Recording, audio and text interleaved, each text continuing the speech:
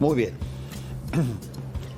Hay veces que ciertas verdades merecen ser expuestas porque mantenerlas bajo el colchón causan más daño que hablar abiertamente de ellas. Codelco tiene hoy cerca de 18.000 millones de dólares de deuda.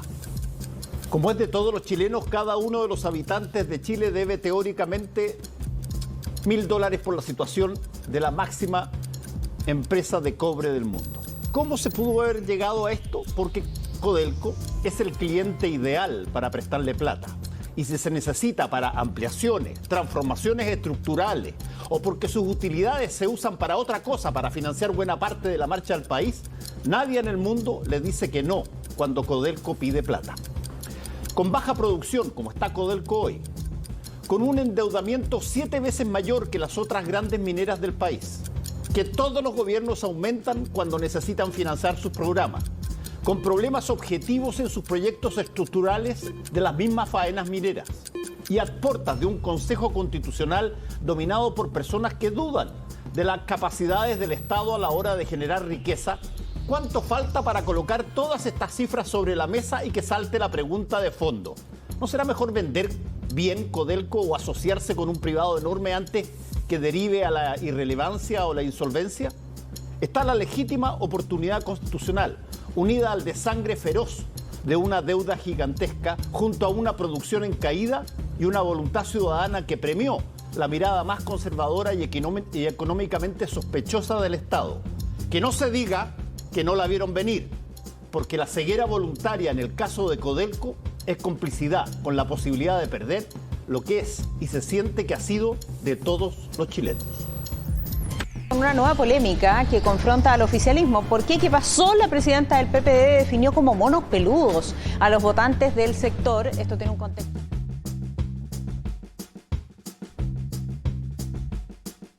Natalia Piergentili, el presidente del PPD, les dijo, si quieren seguir hablándoles a los monos peludos, al 30% que los sigue. La presidenta del PPD, Natalia Piergentili.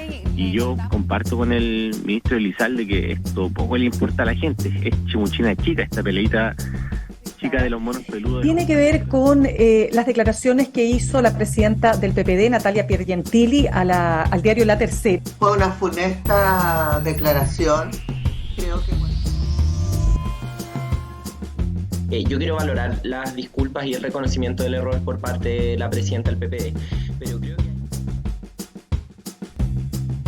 Yo acabo de tener una visión. A ver, nosotros nos unimos todos, a todos los monos peludos, los menos peludos y los depilados, contra el fascismo y dejamos que ellos abracen todo.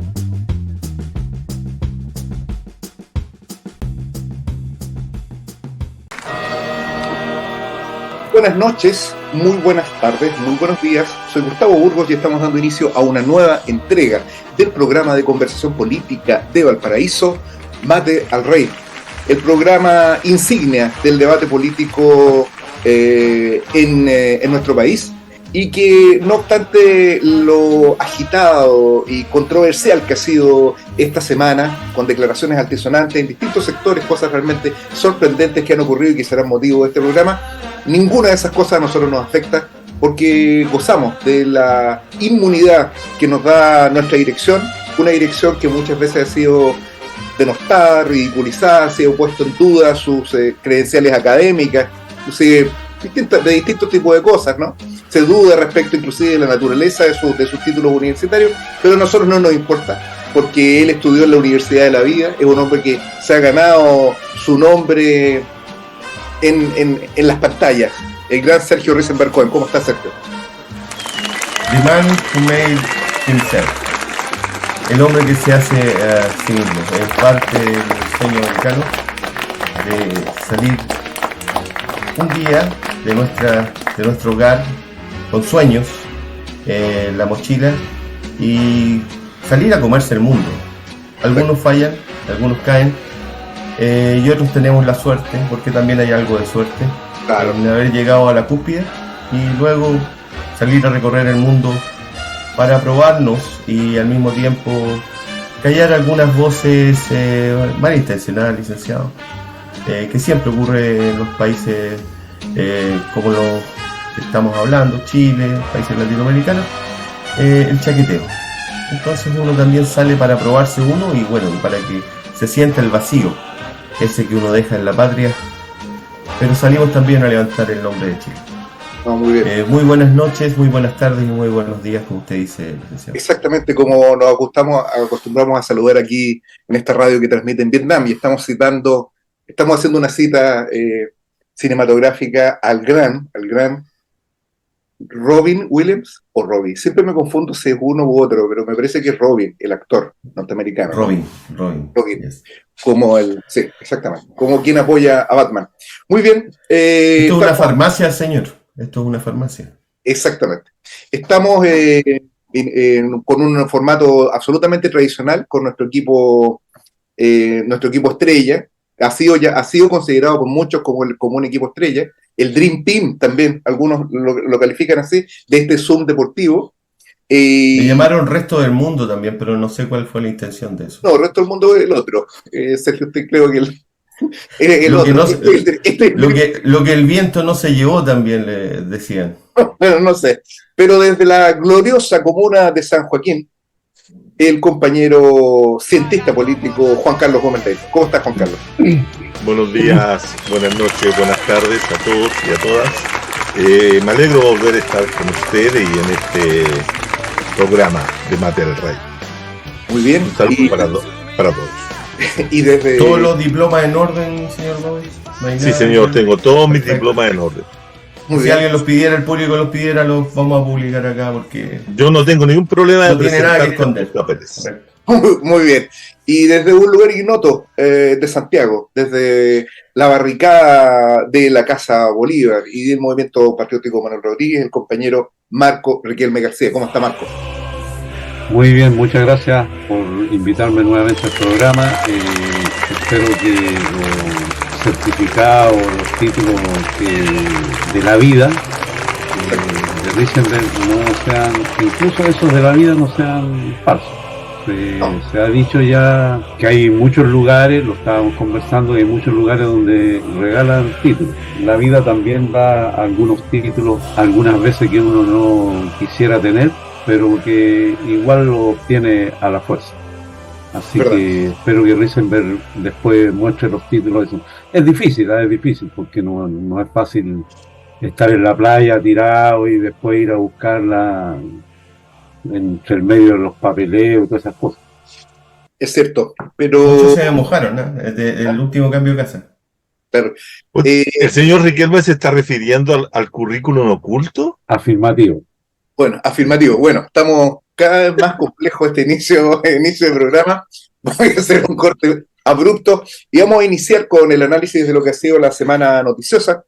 El día domingo, en el diario La Tercera, fue entrevistada Natalia Piergentili, presidenta del PPD, quien hizo un conjunto de afirmaciones bastante altisonantes respecto de la conducta política del gobierno. En lo que se concentró la polémica fueron más bien en las groserías que dijo, en el lenguaje que utilizó, en el denuesto que hizo respecto de la política LGTB por parte del gobierno, el calificativo de monos peludos, que pareciera ser una expresión que habitualmente usa la derecha para referirse al electorado que apoya al gobierno. Pero, a mi juicio, lo más notable de esa declaración, y que ha sido totalmente silenciado por todas las declaraciones de los partidos del gobierno, es una afirmación que ella hace y un planteamiento de proyección política que indica que no se ha señalado, y es que califica al Partido Republicano como una organización democrática y al mismo tiempo señala de que el gobierno tiene que disponerse a diseñar un programa de acción política de conformidad a un acuerdo con la derecha. Lo que insinúa de alguna forma una especie de cogobierno, que es aquello que se está planteando desde el PPD. Este hecho no ha sido objeto de debate. Se discutió, apareció Emilia Schneider cuestionando que se critique la política LGTB, aparecieron algunos muy ofendidos por haber sido tratados de mono, pero este calificativo de democrático del Partido Republicano no lo ha tratado absolutamente nadie. Nadie se ha referido respecto al contenido de la declaración de Piergentili. ha sido atacada ella porque su campaña fue financiada por Juan Sutil, ha sido atacada porque representa un partido que no la eligió nadie, etcétera, etcétera, etcétera. Pero no hay ningún planteamiento, ningún debate planteado ni desde los partidos del gobierno. El Partido Comunista ha mantenido un silencio estricto y el debate parece haberse centrado en el propio PPD, que es objetivamente un partido de gobierno y en cuyas filas milita probablemente la mayor autoridad del gobierno, en la práctica con mayor autoridad que el presidente de la República, la ministra de Interior, Carolina Toá, quien se separó totalmente de las declaraciones de Pier Gentili y además señaló de que ella no era la ministra de Interior del PPD, sino que estaba ahí a título personal por haber sido convocada por el presidente Boric, lo que motivó a su turno que una de las vicepresidentas del PPD, creo que de apellido Suárez, sexta vicepresidente, como fue motejada, salió indicando de que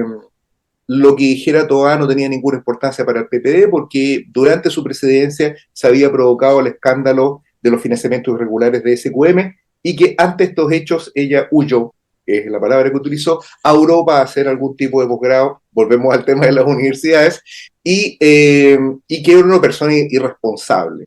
Esto a su turno motivó otra declaración de dirigentes de distintos sectores y finalmente Francisco Vidal, porque alguien tenía que poner el término a este debate interminable, salió indicando de que el PPD tenía que definirse si iba a seguir o no seguir en el gobierno y señaló como camino la unificación con el Partido Socialista y la necesidad de ir avanzando nuevas formas de organización.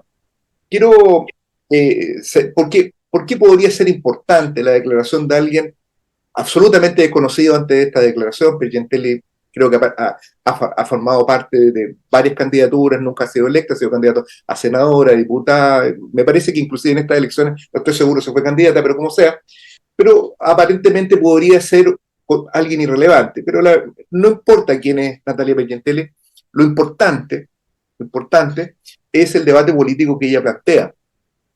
Y eso es algo que, como ya he señalado, no ha sido puesto en énfasis suficientemente. ¿Y cuál es digamos, el telón de fondo de este hecho realmente escandaloso, ¿no? De que en el partido de la principal autoridad de gobierno estén ocurriendo estas cosas, estas declaraciones tan estentorias. Nosotros no estamos en Argentina donde en la política se acostumbran a decir cosas terribles, se insultan. En nuestro país, cosas muy menores, insinuar simplemente algún tipo de corrupción, como ocurría con Piñera, por ejemplo, ya era suficiente para provocar un escándalo. Esto fue mucho más allá. Se le acusó de connivencia, al menos con el financiamiento de SQM, y esto nos marca entonces algo que viene, algo que está ocurriendo ahora. ¿De dónde viene esta crisis? Y es que después del resultado de la elección del 7 de mayo de consejeros constitucionales, pareciera evidente que en diciembre el texto que emane de dicha constitución va a ser rechazado. Esto me parece que es como una forma de iniciar el debate y por lo mismo en el orden tradicional le doy la palabra al compañero Juan Carlos Gómez Leighton. ¿Qué le parece a usted esta cosa tan escandalosa que está ocurriendo en el país? Bueno, yo tengo la impresión de que calificar de escándalo es como demasiado porque el hecho mismo de las declaraciones de la presidenta del PPD demuestra la decadencia en que está ese partido y por lo tanto son propias de querer salir hacia adelante en una jugada de tirar la pelota bien adelante para poder evitar, ¿cierto?, las críticas que ella ha tenido dentro de la colectividad en que varios sectores le están pidiendo la renuncia, aunque ella dice que no, pero es efectivo que el PPD hoy día es una bolsa de gato, por decirlo de alguna forma coloquial, ¿cierto? Donde todos están tirando la pelota de la responsabilidad de la derrota. Y la principal responsable de la derrota es ella y sus malas estrategias de querer ir separada.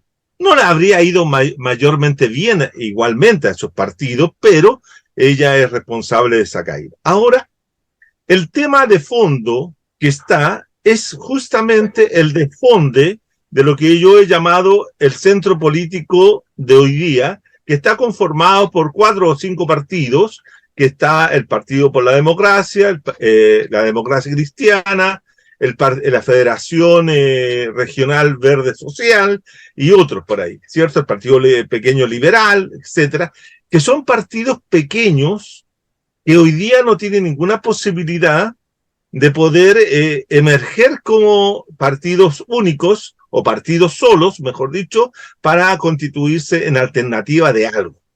Entonces, eso explica, fíjate que unos días antes de las declaraciones de esta presidenta, ellos concurrieron a la Moneda a hablar con Elizalde para plantearle la posibilidad de que se hiciera una ley corta para poder establecer la posibilidad de conformar federaciones de partidos. Es decir, con la idea de que ellos pudieran constituir una federación con la forma de poder aglutinar, reunir, que convergieran todos sus electorados para fortalecerse, porque en el fondo ellos están perdidos. Si la nueva constitución llegara a ser aprobada, va a traer claramente establecido de que partidos que no logren más allá de un umbral de un 5% desaparecen porque están tratando de evitar la fragmentación del sistema. Tienen muy claro todos que el peligro es volverse el sistema de partidos o el sistema político peruano con esa gran fragmentación, ¿no? Entonces están buscando los mecanismos. Entonces, ahora, esta presidenta, Piergentile, ¿cierto?, es una persona que está ligada a las posiciones más de derecha del Partido por la Democracia. Sus vinculaciones siempre han sido el gran empresariado, tú ya lo decías, sus vinculaciones con el Sutil, quien le financió una campaña electoral para ser senadora y la perdió. Es decir, ella no tiene un arraigo electoral suficiente para sostener sus posiciones. Entonces, pero sí introduce elementos que pueden quebrar las relaciones internas de los partidos de gobierno. Por otro lado, ella justifica y elabora una teoría con respecto al Partido Republicano, que es algo que, como bien dices tú, no ha sido analizado ni tomado en consideración, que es reconocer a ese partido su condición de partido democrático, o que un partido que tiene posiciones dentro del régimen político democrático para actuar y que no constituye un peligro, comillas, para la democracia. Entonces ahí hay toda una serie de discusiones que hay que dar. O sea, ¿qué significa que un partido no sea democrático? Que el hecho de que un partido juegue en la cancha democrática o en el juego democrático obtenga ganancias en esa cancha y cómo lo proyecta. Entonces hay toda una discusión. Y sí, ¿cuál es el tipo de democracia que estamos conversando? Entonces ese también es todo un tema que no ha sido abordado. Y esto me recuerda que a comienzos de la década de los 90, cuando emergía y se constituía la democracia protegida que tenemos en curso actualmente, que es la misma democracia diseñada, elaborada y pensada por los autoritarios, es decir, por la gente del pinochetismo, la UDI fundamentalmente con Jaime Guzmán, nunca se quiso discutir el carácter de democrático o no de la UDI, por ejemplo. Nunca. Porque discutirlo significaba poner a todos los coroneles al frente y decirle las responsabilidades políticas que tenían sobre la violación sistemática de los derechos humanos durante el régimen militar. Entonces, nunca se quiso discutir eso.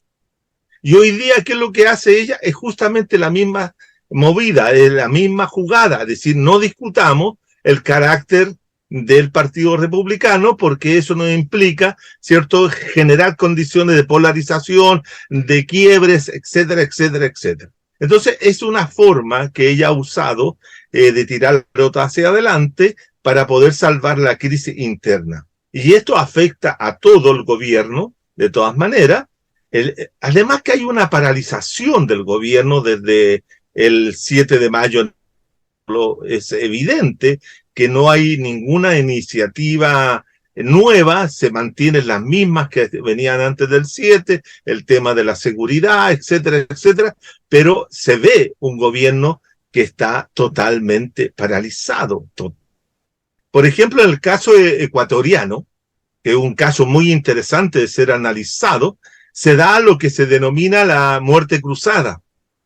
Guillermo Lasso lo hizo la semana pasada, cerró el Congreso y convocó elecciones y seguirá gobernando por decreto por 6 meses, entiendo.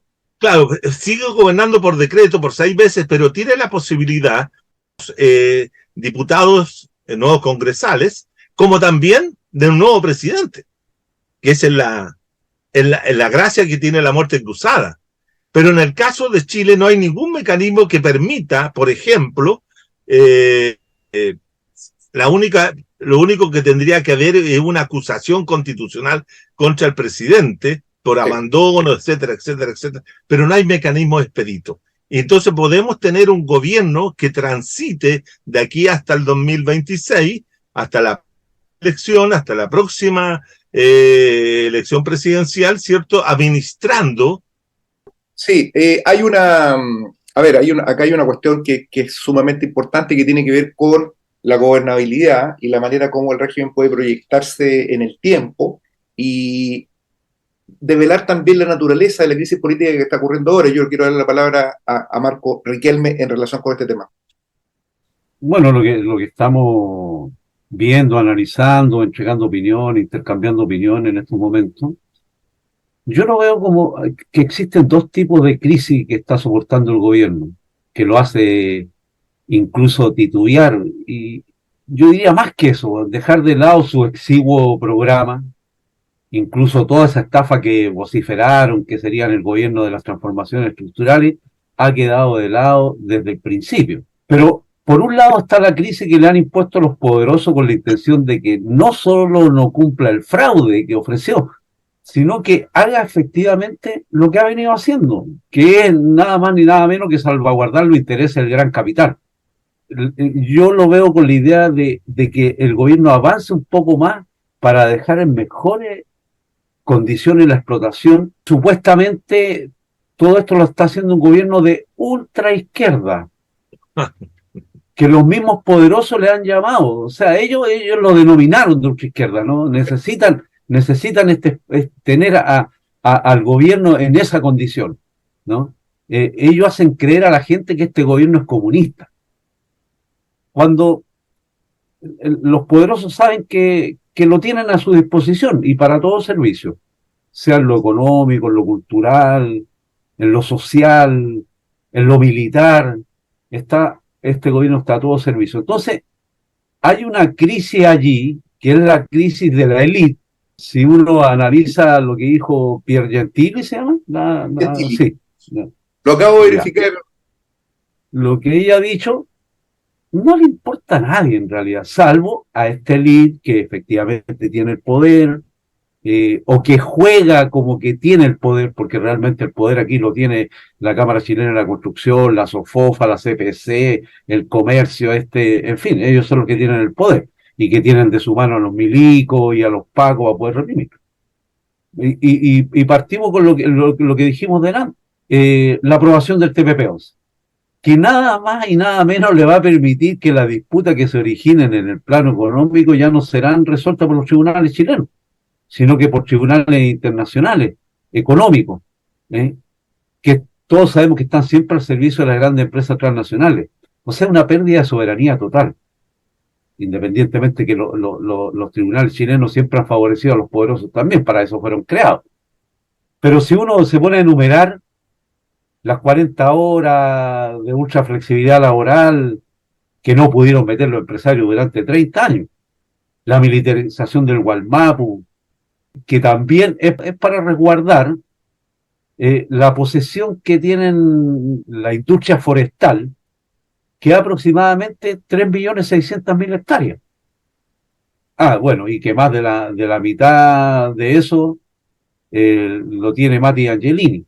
Esas son las verdaderas razones del por qué se produce estos tira y afloja, ¿no? Porque han presionado de tal manera que han obligado con una gran alegría y con fiesta incluso de parte de algunos sectores del gobierno, la ley Naín Retamal, los bronces, en fin, una supuesta crisis que uno ve al interior del gobierno, no es más que la presión que están ejerciendo los poderosos a través de los republicanos que juegan el papel de malo, que muestran los dientes, y que en estos momentos el gran capital a ellos le da ese rol.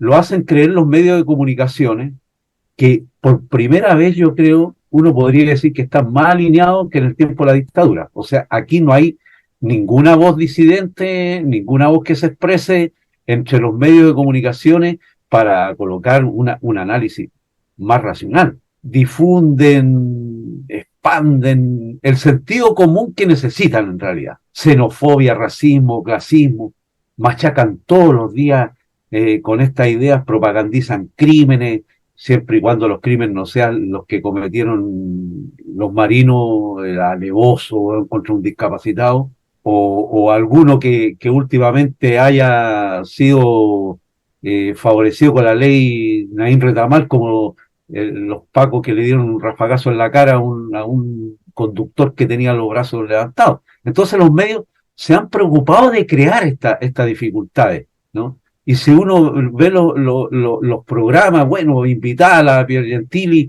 y después invitado a Elizalde para que diga, después salió la vicepresidenta del PPD haciéndole notar de que vergüenza le dan que Tobás estuviera coludida o algo por el estilo con Soquimich. Pero yo diría que esas son cachetadas de payaso, ¿no? Se dan cachetadas de payaso, lanzan fuegos artificiales como que están en guerra, y ya hay otra crisis, pues. Esa es la crisis de la élite, la que se ve enfrentada, la que hay dichos para allá, dimes y diretes, que no solamente esta presidenta del PPD ha dicho que hay que entenderse con los republicanos, porque tengo entendido que Cariola también lo dijo. Bueno, hay que llegar a algún acuerdo en la... Es más, Lautaro ya están llegando... Lautaro Carmona se refiere al Correcto. Y ya están llegando a acuerdos, ¿eh? No es que no, bueno, entonces esto de partido que sea democrático, que sea un peligro para... No, no es así, porque han participado en las elecciones normales, han ganado. Si el tema es que las elecciones normales son el peligro, o sea, siempre han significado un peligro para los sectores populares y para los pueblos. Son las elecciones de la institucionalidad burguesa. Son las elecciones de los que nos oprimen. Ellos se están colocando de acuerdo ya. Y esto lo demuestra la convención, que ya están sacando varias, con los comités de expertos están sacando varias cositas que están muy... Chile va a ser un país de derechos sociales. ¿Ah? Disculpen, de verdad que estamos en hora... Pero cuestión que nadie entiende, porque es una basofia mezclada con una serie de cuestiones más. Bueno, pero insisto, termino diciendo, hay otra crisis, pues, que es la crisis que generó la revuelta popular, que no están solucionadas las razones por las cuales hubo ese levantamiento popular, lo cual mantiene además latente la revuelta. Por eso le andan comprando uniformes a los pacos, por eso sacaron ley Naín Retamal, por eso le compran carros blindados para el Gualmapu y dictan leyes contra cualquier tipo de movilización. Algunos creen que eso ya pasó y que por lo tanto hay que darle paso a la obediencia institucional nuevamente y volver a hacer lo mismo de siempre, ¿ah? Que no nos ha dado ningún resultado. Entonces ir a dejar carta a la moneda, dedicarse a firmar cartas, hacer alianza con los que han llevado al desastre a nuestros pueblos después de la dictadura. Entonces son dos crisis, ¿no? Esta crisis de la élite y la crisis de la pobreza y la explotación, donde muestra las garras, reprime con toda su fuerza. ¿A quién? Al movimiento popular. La crisis real es la que está sufriendo nuestro pueblo y de la cual es responsable el gobierno, porque está al servicio del gran capital. Claro, esta crisis tiene una doble naturaleza, como bien se ha apuntado. Hay una crisis, digamos, del poder propiamente tal, del gobierno. Hay una necesidad de alinearse en torno al programa de la derecha. Hay una tendencia a conformar un Estado policial. Y por otro lado, tenemos que este programa avanza a ritmo de crucero, por decirlo de alguna manera, hacia un desastre, que es la inminencia del rechazo de la Constitución que emerja del Consejo Constitucional. Y esto parece ser un elemento tan elocuente que, curiosamente, como aquí se ha señalado, después de la elección del 7 de mayo, ha habido un cierto frenesí legislativo, una cierta prisa que es observable en todos los dirigentes de la derecha por tratar de dejar todo amarrado de aquí prácticamente al 7 de junio, que es cuando comienza a funcionar el Consejo Constitucional, que repetimos y todos sabemos, tiene por función básicamente corregir aquello que emane del Comité de Expertos. Actualmente un grupo de personas que fueron designadas por el Congreso son los que están redactando, son los sabios de los que hablaba Ricardo Lagos, ¿no? Están haciendo esa Constitución. La cuestión de la Constitución avanza hacia un rechazo, pero lo de la Constitución tampoco es inocuo. La Constitución han trascendido ya algunos textos, como muy bien apuntaba Riquelme, el PC, particularmente la izquierda, le está dando una enorme importancia a la definición del Estado como un Estado democrático, social y de derechos, como si esa declaración resolviese algún problema. Es más, la derecha ya inoculó en esa denominación la expresión progresiva. Entonces, progresivo significa que más adelante lo hace. Pero esta Constitución sí va a tener un elemento muy distintivo, y es el hecho que va a ser retirado de la Carta Fundamental la reforma constitucional del 4 de julio de 1971, en virtud del cual se nacionaliza el cobre. Alguien dirá, sí, pero el cobre ya está desnacionalizado. Cerca de un 75% de la producción de cobre ha vuelto a manos privadas. Eso es cierto, pero al menos está el texto, un texto que ni siquiera la dictadura de Pinochet fue capaz de sacar de la Constitución.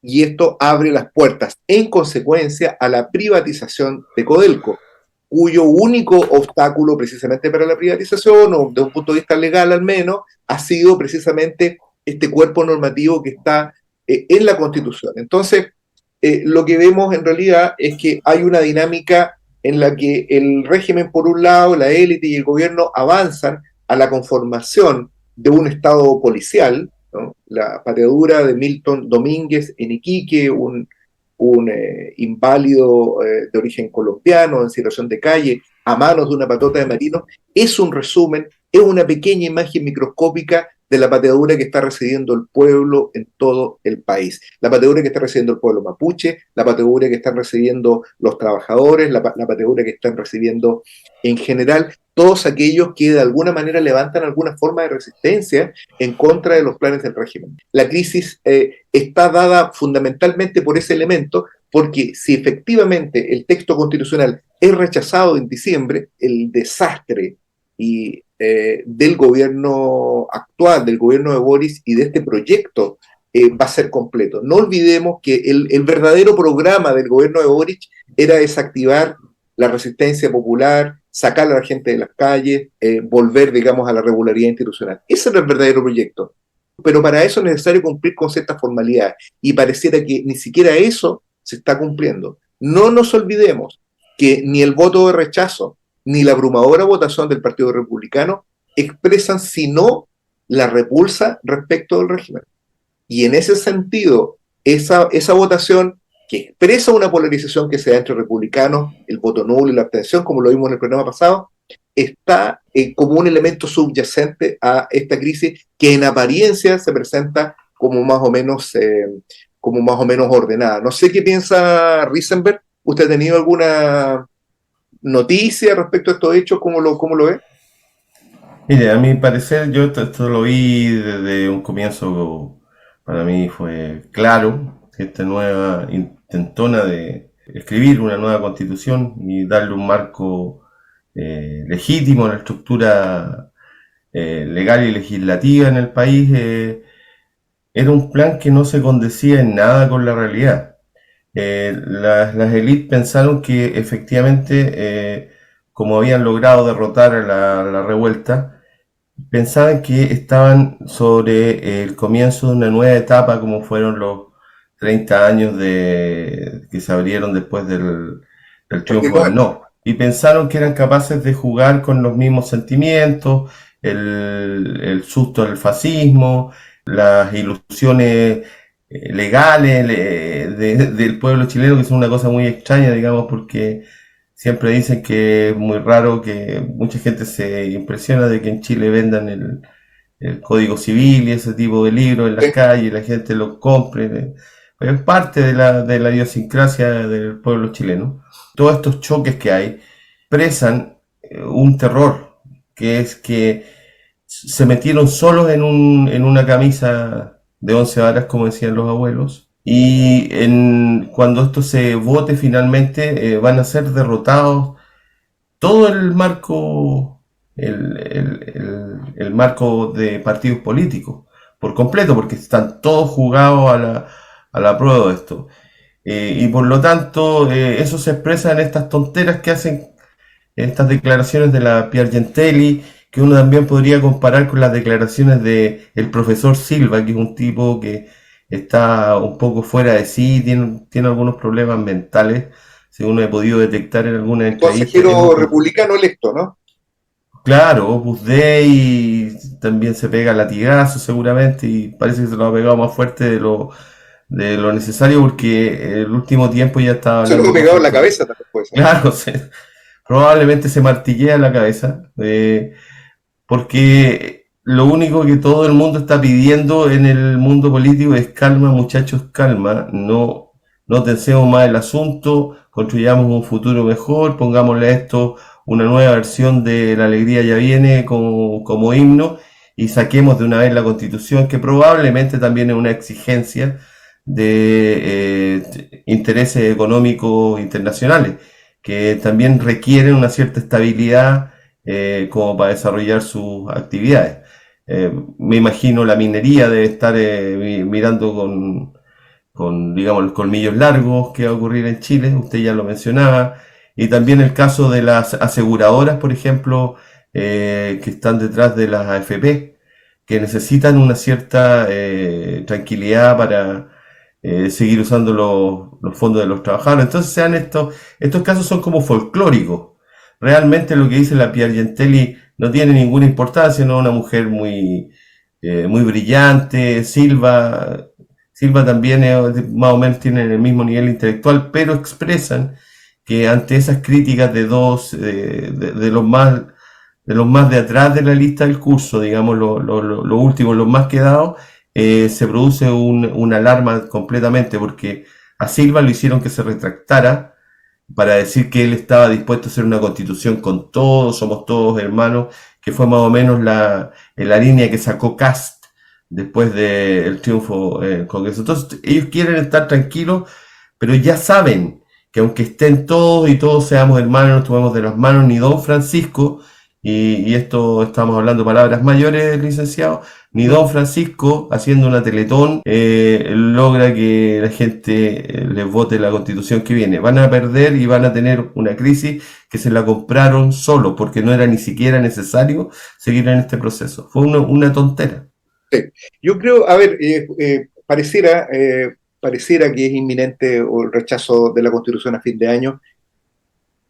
¿Piensa eso Juan Carlos Gómez Leyton, que tiene una cámara terrible, que está en un movimiento perpetuo, parece una imagen de una película de terror, pero nosotros sabemos que es simplemente su celular que no tiene, porque la producción, para variar, gasta en otras cosas, pero no en atriles para los celulares de nuestra... Yo quiero hacer la denuncia acá, Risenberg tiene ahí su favorito y parece que esas cosas pasan en alto, porque no hay atril para Juan Carlos Gómez Leyton. ¿Qué piensa? Se ha repartido esa plata, licenciado, ahora no sé qué la está usando la gente. Bueno, sí. ¿Qué piensa? ¿Qué pasaría si es rechazada la Constitución, Juan Carlos, en diciembre? Tengo algunos problemas de internet, así que por esa razón volví al celular para poder hacer algunas impresiones de lo que ustedes están conversando y lo que están señalando. Indudablemente que la crisis que se abrió en octubre del 19 de ninguna manera está concluida, cerrada, todo lo contrario. Yo diría que son distintos meandros por los cuales ha transitado esa crisis y todavía no logra aparecer las soluciones efectivas para las grandes problemáticas que se plantearon en octubre. y que las grandes problemáticas que se plantearon en octubre indudablemente no era, como nosotros afirmamos en algún momento, la cuestión constitucional, sino que la cuestión constitucional estaba dentro de un gran conjunto de situaciones en que lo que más se buscaba en una primera instancia era la caída del régimen político existente, y por lo tanto eso, la caída del régimen, y la caída del presidente, el derrocamiento de todo el sistema político, habría una coyuntura obviamente constitucional, pero no era lo que las masas iniciales buscaban, sino que lo que buscaban las masas iniciales era el término del neoliberalismo y la renuncia de Piñera. Pero la clase política, ya sabemos, salvó esa situación con este proceso constitucional que se abrió el 15 de noviembre en adelante y ha ido dando tumbo en tumbo, ¿no? Ahora, con respecto a las afirmaciones que ustedes han realizado acerca de que la posibilidad de que el 17 de diciembre próximo, la nueva constitución que están redactando hoy día los expertos y mañana van a estar discutiendo y analizando los consejeros, pueda ser rechazada, es también tan incierto como era incierto lo que pasó el día 7 de mayo, como lo que ocurrió el 22 de 4 de septiembre del 22. Digo. Por lo tanto, las posibilidades de que esto sea rechazado también está en un interrogante. Vamos a suponer el escenario de que sí es rechazada esa constitución que está en el avance. ¿Qué sucede? Para la élite política, para el gran capital, en términos de que usa mi compañero de tertulia, Marco, ¿cierto? El gran capital, tanto nacional como internacional, no verían afectado de ninguna manera su poder, porque de ninguna manera las constituciones tocan la estructura de poderes, y eso lo hemos dicho ya repetidas veces. Es más, lo que ocurre es que si es rechazada, sigue vigente la constitución política actual, es decir, la constitución reformada del año 80 con la reforma de Ricardo Lagos del 2005. Esa sigue funcionando hasta que vuelva a aparecer alguna otra solución constitucional que cierre este ciclo constitucional, o se produzca, ¿cierto?, una salida de carácter rupturista que logre hacer lo que no se logró en octubre. ¿Y qué es lo que no se logró en octubre? Derrotar o derrocar el régimen político conjuntamente con toda la casta política que ahí está presente. Si no se produce aquello, seguiremos en forma eterna hasta encontrar la solución al tema constitucional. Pero las posibilidades de que sea aprobada, a diferencia de ustedes, yo tengo la impresión de que es muy alta. Porque acá, como también se ha dicho, aquí se están definiendo las cuestiones mediante los mecanismos electorales que son los propios de una democracia burguesa que prometen estabilidad, gobernabilidad, etcétera. Y por lo tanto, si uno saca los cálculos de todo el mundo que votó 7 de mayo, las posibilidades de que esa constitución sea aprobada por el 51, el 52% de la población votante es muy alta. Y eso nos coloca en un nuevo escenario en la cual nuevamente la única posibilidad es nuevamente un proceso de levantamiento social que conduzca, ¿cierto?, a lo que ya dijimos anteriormente, el derrocamiento de todo el sistema. Acá la única forma que yo veo es que se haga a través de un proceso de rebelión, de caída, de votar al mal gobierno, de producir una eclosión del sistema. Porque el sistema tiene mecanismos de protección muy altos que le permiten esta situación de mantenerse en el tiempo. Así es. Sí, Marco, respecto de ese punto en particular, que yo creo que es una cuestión nodal en este minuto, es fundamental esta discusión. Estamos en el escenario hipotético de que la Constitución va a ser rechazada. Hay un planteamiento muy claro, yo lo comparto absolutamente, de que la única salida, digamos, es de ruptura institucional, o una salida de movilización, o una salida... Señor Gómez ve que hay más probabilidades que sea aprobada, ¿eh? Es importante también decirlo. Bueno, está bien, pero a lo que voy yo es de otro camino.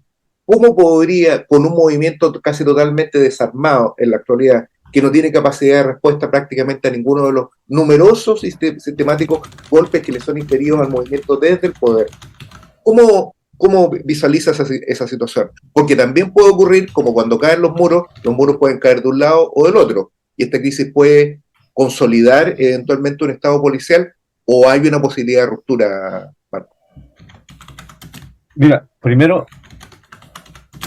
perdón, escucho uno tecleo, pero está con su máquina de escribir, Risenberg. Está con la máquina de escribir, pero son eufóricos esos tecleos. ¿Sí? Es una letra 450. Mira, primero yo diría de que cuando escucho hablar a Sergio Risenberg de la élite y todo ese discurso que se mandó, me hace pensar, es como que el cocodrilo le estuviese diciendo sicón al sapito, ¿no? Ajá, qué buena, ahora, qué linda metáfora. Sí, ahora hay que ver nuestro, ¿cómo le podría? YouTube espectadores tienen que saber que hay un Risenberg bueno y un Risenberg malo. El que habló ahora es el bueno, ¿no? El Risenberg bueno. Bueno, y respecto a la crisis del gobierno, yo diría que el gobierno no está en crisis, porque en crisis estaría el gobierno si es que tuviera un plan avanzar de transformaciones, de cambio, de castigo a las violaciones a los derechos humanos, de justicia social, tuviera un programa así y que no pudiese llevarlo adelante. Pero no es así. Ustedes escucharon lo que le dijo un diputado, la parada de carro que le pegó un diputado al tipo que tiene un programa, Larraín, un diputado que es bien así, que tiene Winter. Winter. Me acordé de los pates y las cuestiones. Exactamente. Winter. Tiene Winter ya. Ese, Winter ya. Entonces, le hace una parada de carro porque está tratando mal al gobierno de Larraín, le está diciendo que el gobierno no quiere, y le dice, hay que ponerle luca a las palabras, le dice, ¿no? Hay que ponerle luca a las palabras. Y nuestro gobierno le ha puesto luca a las palabras. ¿Quién le dio los cascos a los carabineros? ¿Quién le dio los chalecos antibalas? ¿Quién le ha comprado los carros blindados? O sea, el tipo demuestra lo que quiere el gobierno. Entonces, un gobierno que está así no está en crisis. Y por eso yo decía las cachetadas de payaso. Claro, una crisis, sacó menos que los republicanos, todo eso, pero ya se colocaron de acuerdo, ya están sacando un conjunto. Entonces, podríamos decir que son crisis que yo decía, Risenberg conoce eso de la farándula, de todo eso, porque en lo esencial están de acuerdo. Claro. Por eso tampoco comparto mucho esta idea de que tengan tanto interés de terminar con esta dispersión política que hay, porque independientemente de que hay un montón de partidos chicos, todos los partidos que están en estos momentos en el Congreso obedecen a los intereses de los poderosos. O sea, díganme uno que no lo haga. Claro, ustedes podrían decir Pamela Giles, que lo único que se ha dedicado Pamela Giles ahora es sacar el sexto retiro, que viene el sexto retiro, retiran toda la plata y cosas así. Este proceso institucional efectivamente está en un descrédito, en un desprestigio tremendo. Pero no ese desprestigio que es común, no, hay un desprestigio incluso de aquellos que no tienen voz. La iglesia sí, efectivamente. Porque en mi cuadro, por ejemplo, nadie habla del proceso institucional. Y si van a votar, van a ir a votar porque están obligados. La derrota del sistema es que es incapaz va a ser incapaz de hacer una constitución. Si con la que está, roba. Y con la constitución que va a salir, roba. Entonces, no sé cuál sería la diferencia. Incluso podría ser peor, como lo manifestaba el licenciado, una nueva constitución. Ya lo anunció Paulsen, diciendo de que, ¿por qué mejor no privatizamos Codelco si está generando pérdidas y cuestiones por el estilo? O sea, el tipo se adelanta viendo lo que está ocurriendo. No es que el tipo esté lanzando una pachotada, no. lo está haciendo de acuerdo a las señales que se están dando. No dijo eso. ¿Qué dijo? ¿Qué dijo Paulsen? No dijo eso. ¿Qué dijo Paulsen? Paulsen hizo una interpretación acerca de que podría venir alguien que pudiera plantear la la privatización de Codelco. No dijo que él estaba de acuerdo con la privatización de Codelco. No, de ninguna manera. Bueno, vamos a buscarlo No ahí, lo dijo. después se encarga el director. Es muy generoso, Juan Carlos. Dijo que alguien... Yo trato de ser riguroso con las fuentes y las formas que se dijeron. Y esto no lo dijo. No, es que, bueno, cuando alguien habla, uno lo interpreta, ¿no es cierto? Y la interpretación que alguien dice, alguien podría decir, o sea, él mismo. Esa es mi interpretación. Él mismo podría decir, ya, ¿para qué necesitamos Codelco si está teniendo pérdida cuando la empresa privada lo está haciendo también? Porque también uno debe interpretar cuál es la razón del por qué el tipo diga eso. ¿No es cierto? ¿Por qué señale una...? Bueno, pero podríamos hacer una discusión con respecto a eso, pero yo tengo la impresión de que hay que ser riguroso. Y Paulsen no lo hizo, pero posteriormente el rigor, entrevistó a Oscar Landerreche. Perdona Juan Carlos, pero el rigor está determinado, el rigor del que hablas tú está determinado por la subjetividad que todos tenemos. Entonces, yo no creo en la subjetividad. Yo no soy el menos que creo en las subjetividades, porque eso es lo más posmoderno que hay. Todo lo que tú has dicho hasta ahora, la derrota del gobierno y todo eso, es una cuestión absolutamente subjetiva. No, por favor, no, Marc, no, de ninguna manera es así. ¿Lo vas a derrotar? Estás profundamente equivocado. ¿Lo vas a derrotar? ¿O estás pensando que lo podrías derrotar? No, es profundamente equivocada tu lectura y tu interpretación de las cosas. Yo no estoy de acuerdo para hacer política o análisis político de la forma como tú te planteas, porque yo creo que tú sí tienes una profunda subjetividad frente a las cosas. Y ya todo bien hasta que metió a Paulsen, sí. Es que Paulsen es un intocable. Sí. Es que no es que sea intocable, Gustavo. La idea es que hay que ser serio y riguroso cuando se dicen las cosas. Yo puedo decir una cosa. Hay una frase, voy a tirar la pelota muy lejos, una frase de Shakespeare, ¿no? un verso de Shakespeare que dice: cuando el bosque se quema, algo suyo se quema, señor conde, ¿no?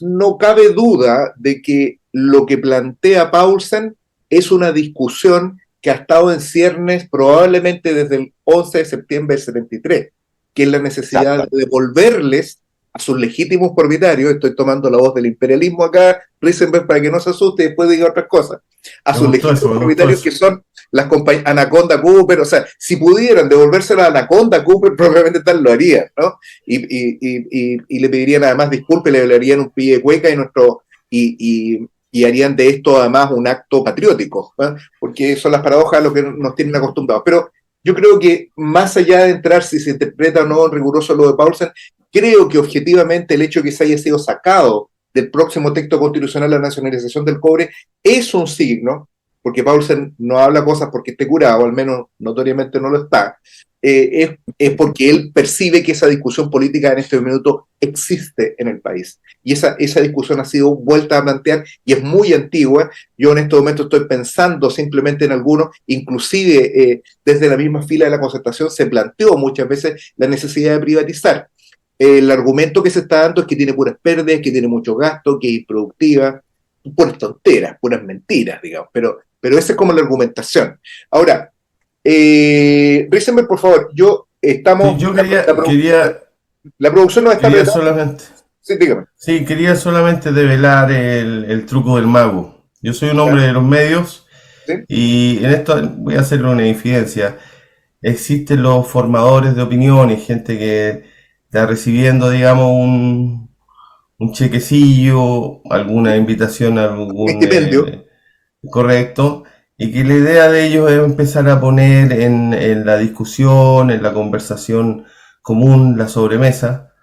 ¿Qué pasó con el señor Gómez? Estoy preocupado. Es que yo estoy preocupado siempre. Yo veo lo político, Risenberg. Yo veo que acá la plata en el programa algo están haciendo. Yo veo Está que perdiendo. García Brunza, que todos los días con camisa distinta, cambió el auto, inclusive, y resulta que atriles para los celulares no hay. Sí, pero que termine con las camisas caribeñas porque no le vienen, había llegado, ya cruzado un límite. Sí. Paulsen es un formador de opinión. Generalmente los formadores de opinión, cuando declaran Esta cosas, perspectiva están todos somos interesados. formadores de opinión. Pero, digamos, los alcances de la formación de opinión que tenemos en este programa son bajos y tampoco recibimos ningún No, de ninguna manera ninguna ayuda. Y me da toda la impresión que el señor Paulsen debe estar recibiendo alguna ayuda de algún lado. Lo mismo caso del señor Matamala y todo eso, próceres del periodismo, que realmente no es gente tan inocente. Se los cuento yo, digamos. Yo le estoy contando el tras bambalinas, lo que ocurre. Eso nomás quería hacer comentario. Yo quiero hacer una observación. La producción nos dice que se tiene que cerrar. Le doy la palabra a ambos, a Marco y a Juan Carlos, para que hagan un cierre, alguna cosa específica. Lo que hemos discutido acá ya está, independiente de que hubo unos pechazos, porque eso es lo que hubo en este programa, hay que decirlo. No, momento.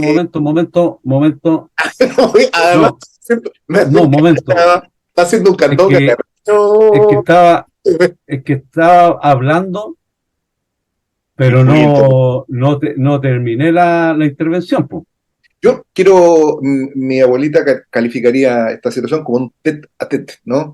Hay una discusión que está planteada acá, indudablemente que trasciende de alguna forma exactamente el tema. Yo los invito, digamos, a recuperar el espíritu cívico que caracterizado este programa, y en ese sentido...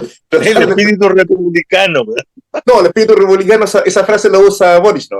Pero su abuelita era carbonera. Exacto, era muy carbonera, claro, muy carbonera. Pero yo lo que quiero señalar es que hagan algún saludo, alguna invitación. Hay campañas en curso, hay libros, hay una serie de cuestiones, y tenemos que ir cerrando rigurosamente un par de minutos, un poco para invitar, digamos, a nuestros televidentes o youtubevidentes, como sea neologizado en este programa.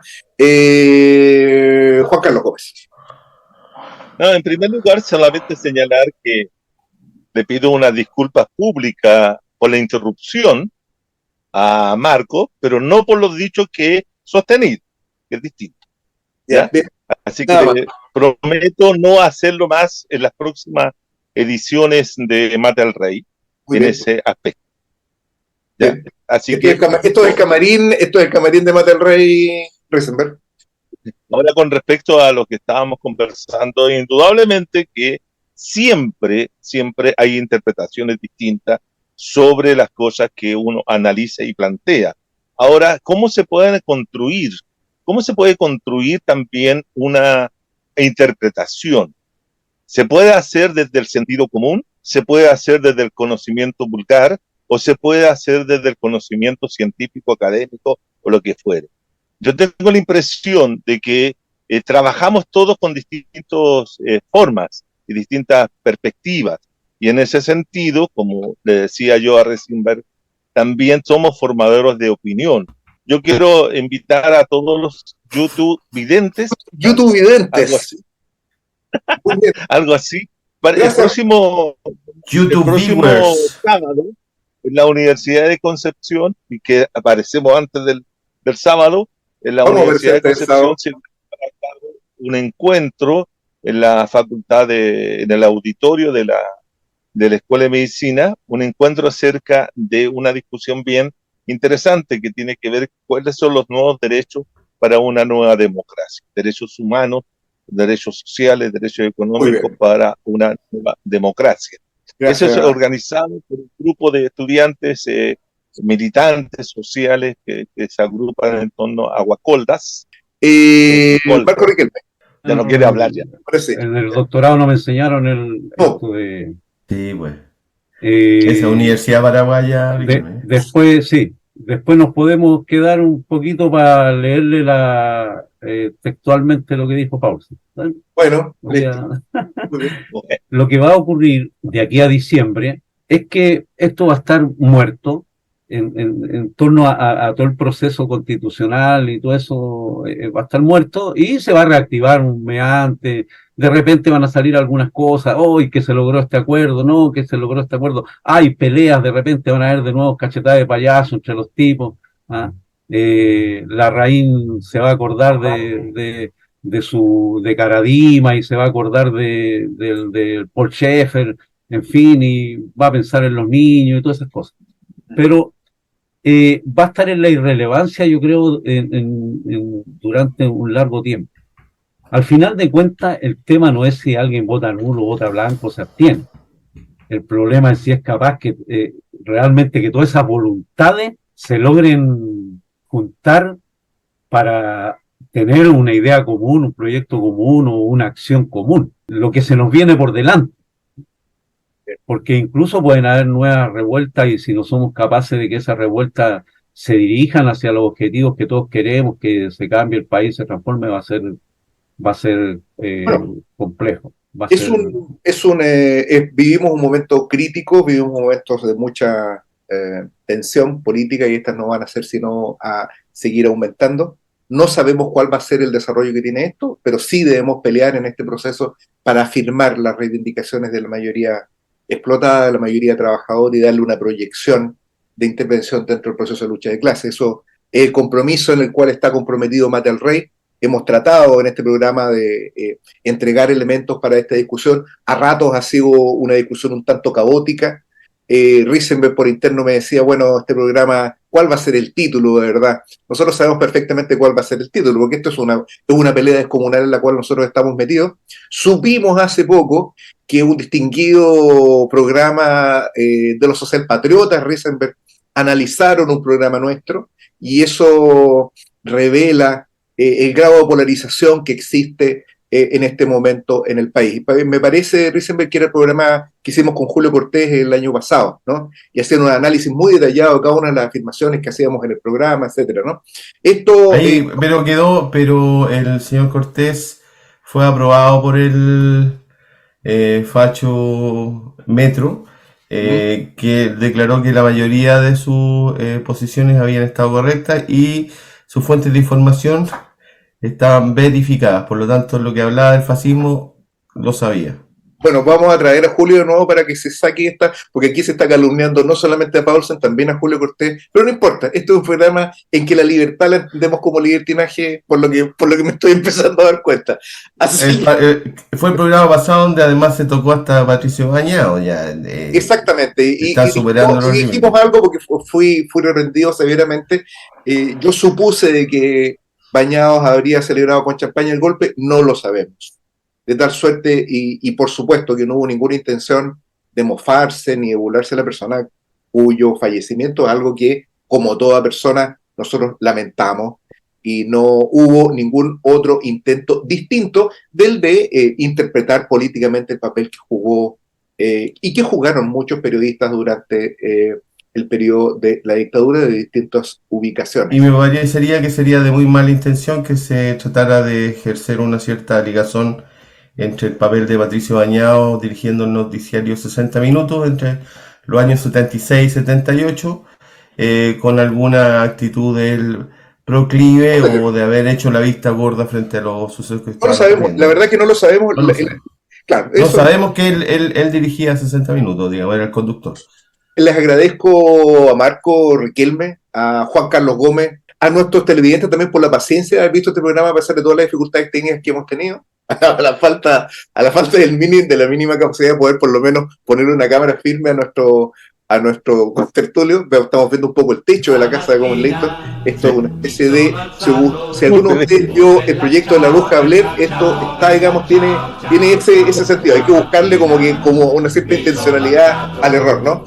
Eso es una especie, como diría Sergio Risenberg, esto es una especie de expresatura, ¿no? Cuando uno anda desordenado, no, es algo intencional.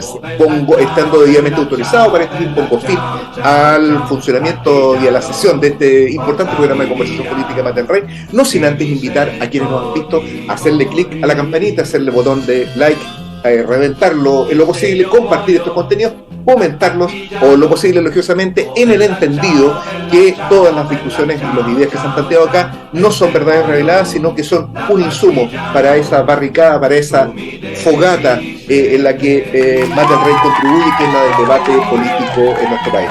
Muchas gracias Marco, muchas gracias Juan Carlos, e interminable e inextinguible Sergio Risenberg, un abrazo allá donde se encuentre, en esta lejana playa californiana. Nos vemos. Así es. El licenciado llama a la gente de seguridad del camerino. Por favor, hasta luego, chao.